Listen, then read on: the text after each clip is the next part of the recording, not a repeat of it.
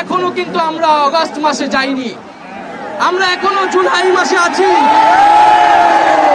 এই জুলাই হত্যাকাণ্ডের ফয়সালা করেই আমরা অগাস্টে যাব। আপনারা প্রিয় দেশবাসী এবং ছাত্র জনতা সকলেই জানেন যে কোটা সংস্কারের দাবিতে এবং মেধাভিত্তিক সমাজ গঠনের অভিপ্রায়ে আমরা বাংলাদেশের ছাত্র তরুণরা আমরা বৈষম্য বিরোধী ছাত্র আন্দোলনের ব্যানারে সারা বাংলাদেশে শান্তিপূর্ণ আন্দোলন গড়ে তুলেছিলাম। ভাই এই সবগুলো একসাথে ধরা যায়। আমাদের ন্যায্য এবং যৌক্তিক আন্দোলনে আপনারা দেখেছেন কিভাবে এই ঢাকা বিশ্ববিদ্যালয়ে আমাদের বোনদেরকে ছাত্রলীগের হায়নারা পিটিয়েছে, নির্মমভাবে হামলা করেছে। আমরা তারপরে দেখেছি যে আইন শৃঙ্খলা বাহিনীকেও দমন পীড়নে কাজে লাগিয়ে সারা দেশের ছাত্রদের উপরে নির্মম অত্যাচার শুরু করা হয়েছিল। এর প্রতিবাদে আমরা সারা বাংলাদেশে শাটডাউন কর্মসূচি দিয়েছিলাম এবং সেই শাটডাউন কর্মসূচিতে সারা বাংলার ছাত্রদের সাথে অভিভাবক, শিক্ষক সহ শ্রমিক সহ সর্বস্তরের নাগরিকরা আমাদের সাথে এসে আমাদের নিরাপত্তা দিতে নেমে এসেছিলেন। এবং আমরা দেখেছি যে এই সরকার সেই শাটডাউন কর্মসূচিতে ইন্টারনেট বন্ধ করে দিয়ে একটা ডিজিটাল ক্র্যাকডাউন শুরু করেছিল। পরবর্তীতে পুলিশ পিছু হটলে সেনাবাহিনীকে নামিয়ে কারফিউ জারি করা হয়েছিল। তারপরেও ছাত্র জনতাকে কিন্তু প্রতিরোধ থামে নাই। ছাত্র জনতা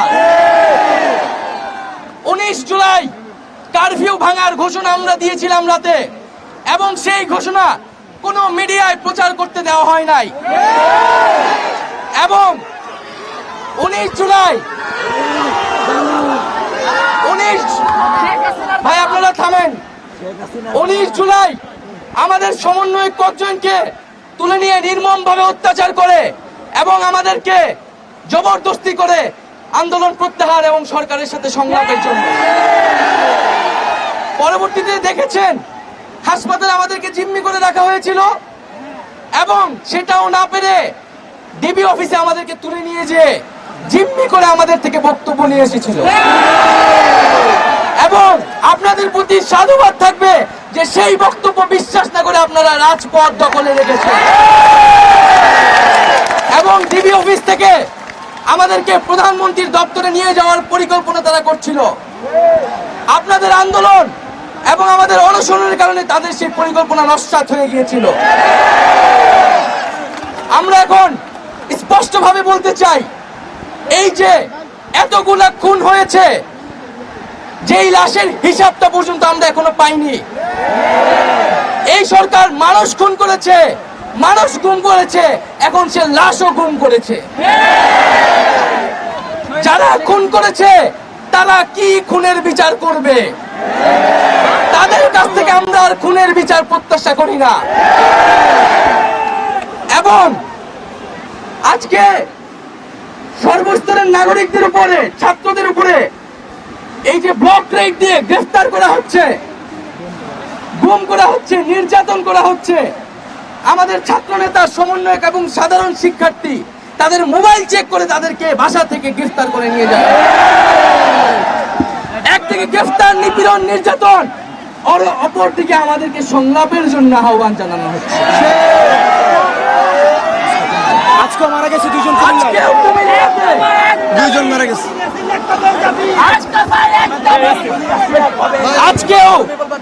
আজকেও কুমিল্লাতে হামলা হয়েছে এবং নিহত করা হয়েছে। আমার ভাই শহীদ হয়েছে। আমরা শহীদ হইতে ভয় পাই না। আজকে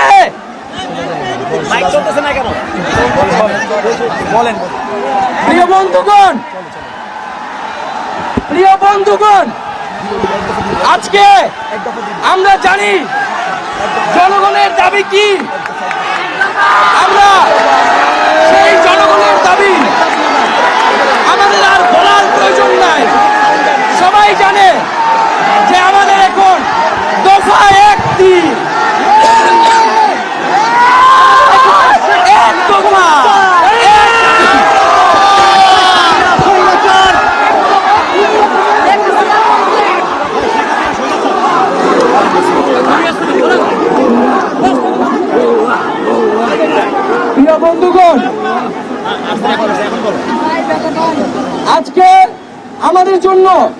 এই বাংলাদেশের জনগণ নেমে এসেছিল।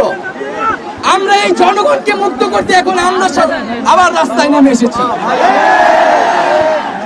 আমরা আজকে এক দফার দাবিতে আজকে এখানে হাজির হয়েছি এবং আমরা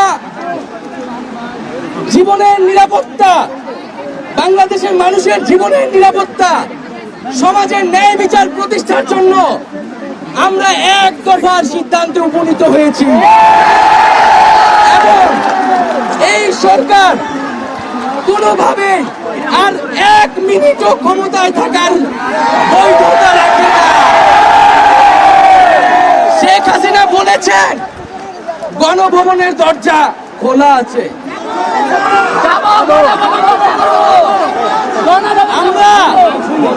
আমরা সাধুবাদ জানাই যে তিনি আগেই বুঝতে পেরেছেন যে গণভবনের দরজা খোলা রাখতে হবে,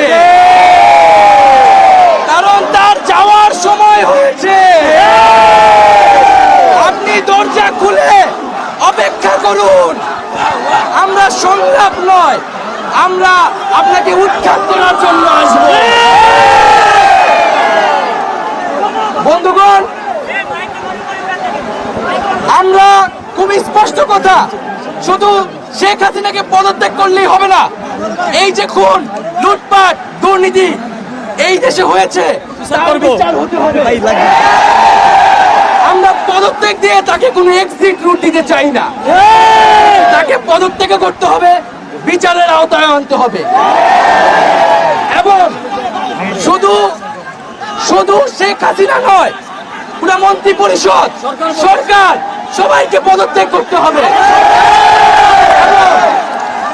এবং এই যে রেজিম, এই যে ফ্যাসিবাদী শাসন ব্যবস্থা, এটাকে বিলোপ করতে হবে এবং আমরা এমন একটি বাংলাদেশ গঠন করতে চাই, এমন একটি রাজনৈতিক বন্দোবস্ত তৈরি করতে চাই যেখানে আর কখনোই কোন ধরনের স্বৈরতন্ত্র, কোন ধরনের ফ্যাসিজম ফিরে আসবে না।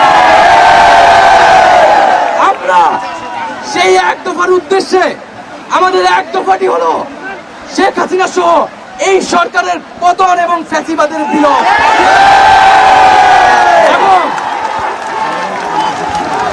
এবং শেখ হাসিনার এবং এই সরকারের লুটপাট, গণহত্যা সহ দুর্নীতি সহ সকল কিছুর বিচার নিশ্চিত করা এবং আগের সকল হত্যা, গুম, নিপীড়নের বিচার করা হবে। সকল রাজবন্দীদের মুক্তি নিশ্চিত করতে হবে। আমরা প্রয়োজনে জেল মুক্ত করে আমার ভাইদেরকে নিয়ে আসব।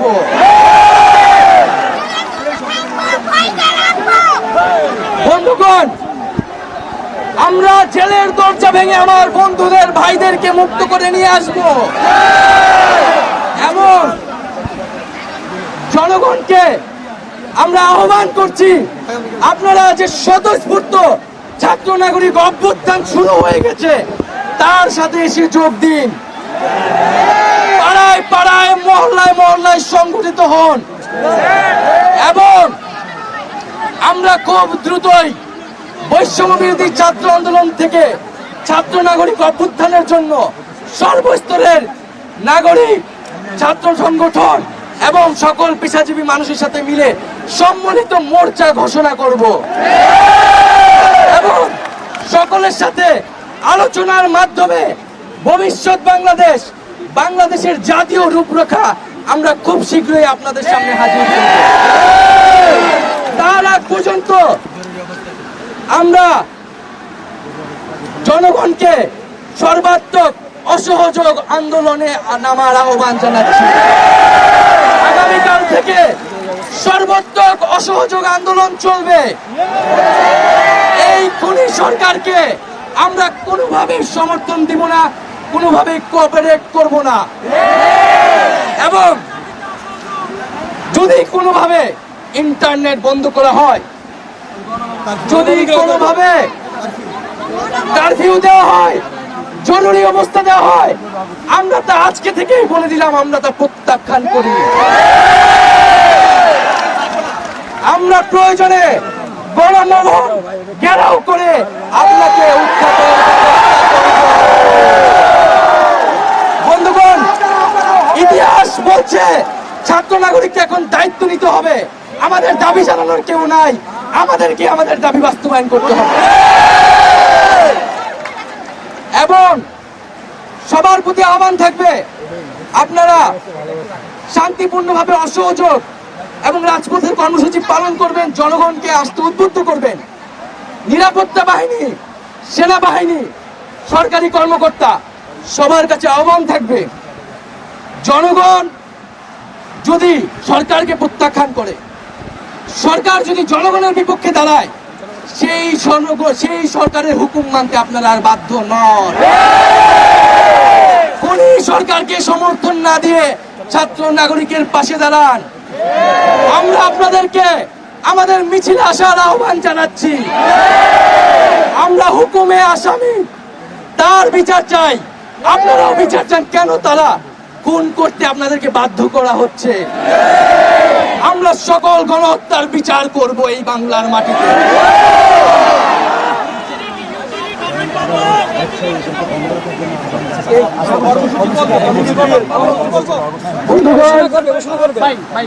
আমি সংক্ষেপে আমার বক্তব্য শেষ করছি। আমি কি ডিস্টার্ব করতেছি এদের? আমরা এক দফা আমার পায়ের রগের উপর রগ সরকার এবং ফ্যাসিবাদী শাসন ব্যবস্থার বিলোপ ঘোষণা করছি। এর জন্য ছাত্র নাগরিকের অভ্যুত্থান আহ্বান করছি এবং আগামীকাল থেকে অসহযোগ কর্মসূচি পালিত হবে এবং আপনাদের সামনে অসহযোগ কর্মসূচির বিস্তারিত ব্যাখ্যা আমাদের আরেকজন সমন্বয়ক দিবেন। এবং আপনাদের প্রতি আহ্বান থাকবে, যদি আমাদেরকে গ্রেফতার করা হয়, মেরে ফেলা হয়, আমাদের যেই ভাই আমাদের গুম করা হলো, কিন্তু যেই মায়ের বুক খালি করা হয়েছে তাকে কি দেওয়া হবে? আমাদের জীবনের বিনিময়েও শেষ রক্তবন্ধু পর্যন্ত এই লড়াই সবাই চালিয়ে যেতে হবে। এখানে কোনো নেতৃত্ব নাই, সমন্বয়ক নাই, বাংলাদেশের জনগণই এই গণপুত্রে। আমরা কিন্তু ৭১-এর অসহযোগ ঘোষণা করেছি, কোন গান্ধীবাদী অসহযোগ কিন্তু আমরা ঘোষণা করেছি। আমরা শান্তিপূর্ণ থাকবো যদি আপনারা অস্ত্র না চালান, আপনারা গুলি না চালান, কিন্তু যদি শিক্ষার্থীদের জন্য উপরে, নাগরিকদের উপরে অস্ত্র চলে, তাহলে কিন্তু প্রতিরোধ গড়ে তোলা হবে।